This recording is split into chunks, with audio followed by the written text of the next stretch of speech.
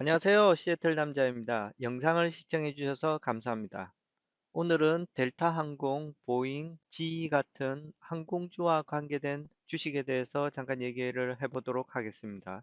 본론에 들어가기 전에 먼저 주식 시장이 어떻게 움직이고 있는지에 대해서 잠깐 살펴보도록 하죠.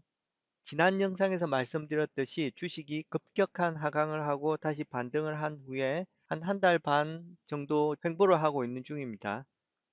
이렇게 주식이 움직이고 있는데요.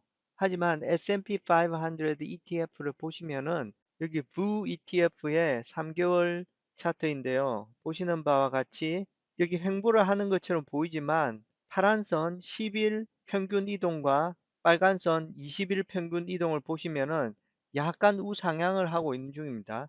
지금은 횡보 중이지만 약간씩 우상향을 하고 있다고 생각하시면 될 것 같습니다. 그러면 왜 모든 경제 지표나 숫자들이 아주 나쁘게 나오는데도 불구하고 S&P 500가 횡보를 하면서 약간의 우상향을 할 수 있는지, 그 이유는 여러분도 잘 아시다시피 페드와 정부의 거의 무제한적인 통화 공급에 있다고 할 수 있겠습니다. 미국의 아주 오래된 투자 격언 중에 하나가 있죠. Don't fight Fed라고, 절대 페드와 반대돼서 나가지 말라는 겁니다. 페드에서 금리를 낮춰주고 돈을 더 풀고 하면은 그때는 주식시장에 호재로 작용하는 것이고, 반대로 페드에서 금리를 올리고 자금을 회수하기 시작하면 그것은 주식시장에 악재로 작용하게 되는 겁니다. 그래서 지금 같은 경우는 아주 경기 지표가 안 좋고 모든 것이 안 좋지만 페드하고 정부에서 잘 막고 있는 상황입니다. 여러 주식 전문가들이나 경제학자들이 지금 말하는 게 아마 주식이 또 다시 급락이 있을 것이라고 아주 자신 있게 점점 더 많은 사람들이 얘기하고 있는데, 그게 사실일 수도 있고 아닐 수도 있습니다. 정부에서 만약에 계속해서 돈을 더 투입한다면 주식시장이 아마 어쩌면은 하락 없이 횡보를 할 수도 있지 않을까 하고 생각을 하고 있습니다. 지난 영상에서 말씀드린 세 가지가 있습니다. 그 세 가지를 보면은 앞으로 마켓이 어떻게 움직일지 알 것이다 라고 말씀드린 게 있는데요. 첫째는 코로나 바이러스가 이번 가을 겨울에 다시 유행을 하게 될지, 그리고 둘째는 치료제가 언제 개발될지, 그리고 셋째는 백신이 언제 개발될지였습니다. 근데 제가 그때 생각하지 못한 것이 트럼프 미 대통령이었던 것 같네요. 트럼프의 입장에서는 이 세 가지 모두가 자기가 컨트롤할 수 없는 요소들입니다.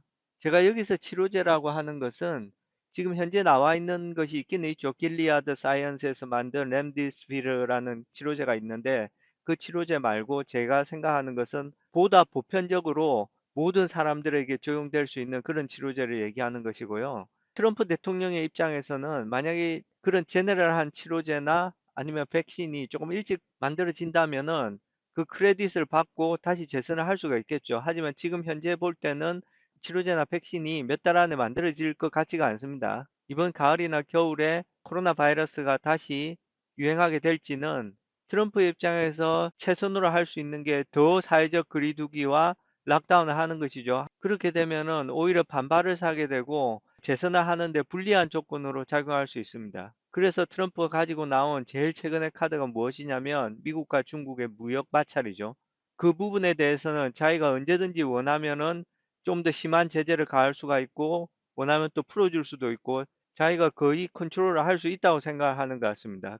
미중 무역 마찰이 또 다른 변수가 되었다라고 생각을 하시고 앞으로 뉴스를 보실 때 그쪽도 조금 더 관심을 가지고 보시는 게 좋을 것 같습니다. 그러면 오늘의 본론으로 들어가서 델타항공 보잉 G에 대해서 얘기를 해보도록 하죠. 이 얘기를 하는 이유는 제가 보잉의 주주일 뿐만 아니라 최근에 본 기사 중에 이런 기사가 있습니다. 동학개미들 미 주식도 8조 쓸어 담으며 통큰 베팅이라고 나와 있습니다. 그래서 여기에 이 차트에 하면은 한국 개인 투자자가 해외 주식을, 그러니까 미국 주식을 샀는데 미국 주식 중에서 ETF 빼고 탑 10 제일 많이 산 주식 중에 7위에 보잉하고 10위에 델타항공이 있습니다. 제 개인적으로는 이런 기사를 보면 사실 좀 안타까운 마음이 있습니다. 왜 이런 주식을 샀는지에 대해서는 이해를 할 수 있을 것 같습니다. 왜냐하면 델타항공 경우에 보시면은 60불 하던 게 지금 거의 20불이 됐죠. 그래서 조금만 회복을 해서 만약에 주식값이 30불이 되었다. 그러면 고점에 비해서는 거의 뭐 50%가 떨어진 거죠. 하지만 지금 값에 비하면은 또 50%가 올라간 겁니다.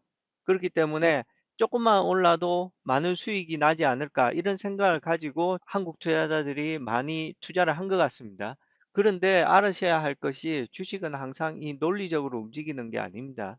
과거의 주식값은 회사를 이해하는 데 도움은 줄 수 있지만 미래의 주식값을 결정하는 결정적인 요소가 될 수가 없습니다. 그래서 주식이 60불 하던 게 20불로 떨어졌다고 해서 이것이 반등할 것이라고 생각하시면 절대 오산입니다. 회사가 앞으로 어떻게 될지는 지금부터 회사가 무슨 일을 하고 앞으로 얼마만큼 수익을 창출하고 앞으로의 회사의 방향이 주식값을 결정하게 되는 겁니다. 과거의 값이 절대 미래의 주식값을 결정짓지 못합니다. 그러면 여기서 이 세 주식의 주식 차트를 보여드리도록 하겠습니다. 델타항공의 6개월 차트입니다. 여기 보시면은 여기 급락이 있고 그 다음에 주식이 옆으로 흐르면서 계속해서 내려가고 있습니다. 그래서 지금 현재 델타항공의 값은 3월 달이 급락이 있었을 때 그 값보다 더 저점에 있습니다. 그 다음 델타항공 밑에는 뭐가 있죠? 그 보잉과 같은 델타항공의 비행기를 파는 그런 회사가 있죠. 그럼 보잉의 주식을 보도록 하죠. 보잉의 주식은 델타항공보다는 조금 더 낮습니다. 3월에 급락이 있었을 때 한참 내려갔다가 올라와서 지금 횡보를 하면서 밑으로 내려가고 있습니다. 하지만 지난번 3월의 저점까지는 내려가지 않았습니다. 거의 뭐 델타항공하고 비슷한 차트를 보시고 있는 것 같습니다. 그 다음에 보실 주식이 이제 G 주식인데요. G는 뭐죠? 보잉과 같은 회사에 엔진을 제공하는 회사죠. 이 G의 주식 차트도 보시면은 거의 뭐 델타항공하고 보잉하고 흡사합니다. 하지만 그 델타항공하고 더 가깝죠. 이 G 같은 경우에도 3월에 급락을 했다가 약간 반등하고 다시 쭉 내려가기 시작하는데 3월에 저점보다도 더 밑에까지 내려갔습니다.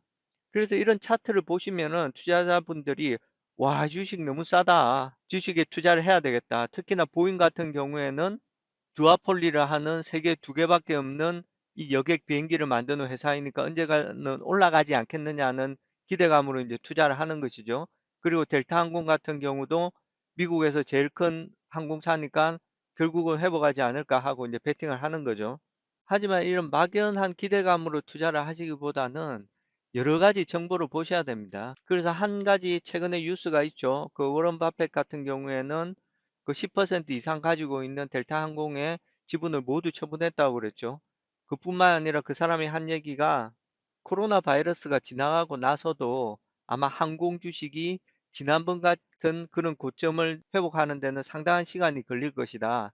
이제 코로나 이후에는 사회가 달라졌다고 얘기를 했습니다. 항공 주식들이 다시 회복하는 데는 3년이 걸릴지 5년이 걸릴지 그건 아무도 알 수 없는 일입니다. 그래서 이 항공주들이 어느 정도 정상적인 궤도에 올라와야지 보잉이나 에어버스 같은 비행기 만드는 회사에 비행기를 구입을 하겠죠. 그래서 보잉이 회복하는 데는 사실 시간이 훨씬 더 걸릴 수가 있습니다. 그뿐만 아니라 보잉 같은 경우에는 여러분도 잘 아시겠지만 이 코로나 바이러스가 있기 전부터 문제가 있었죠. 그 737 맥스라는 비행기가 그라운드 돼가지고 아직도 날 수가 없습니다.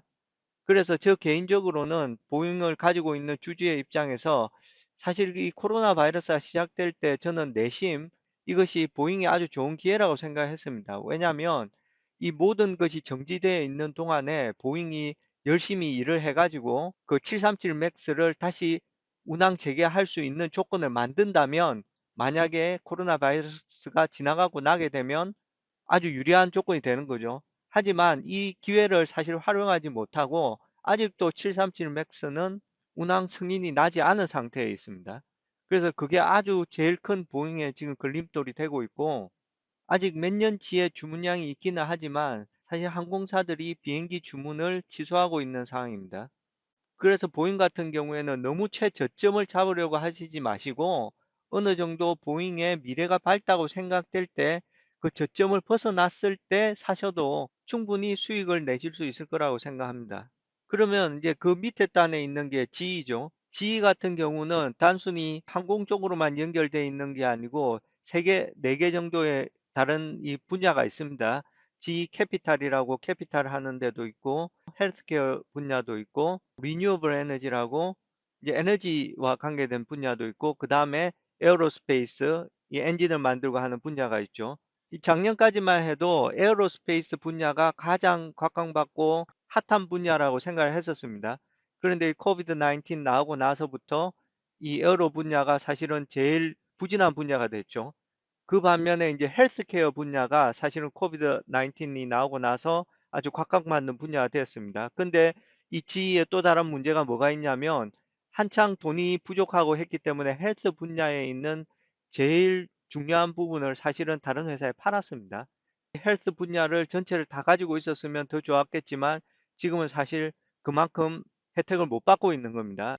그래서 제 생각에는 이 델타, 보잉, GE가 어느 정도 같이 아마 주식들이 조금 움직일 것 같습니다.